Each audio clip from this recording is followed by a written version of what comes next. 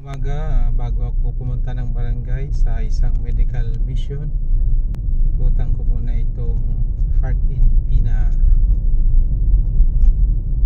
sa oras na alas 8 pasado. Ayan, isang ikot lang ako, paikot lang naman itong kanilang subdivision na ito. Yan, dulo na yan. Yun, isa. Pero laging malinis ang mga kalsada dito sa Park in Pina. Ito yung kanilang park dito sa dulo.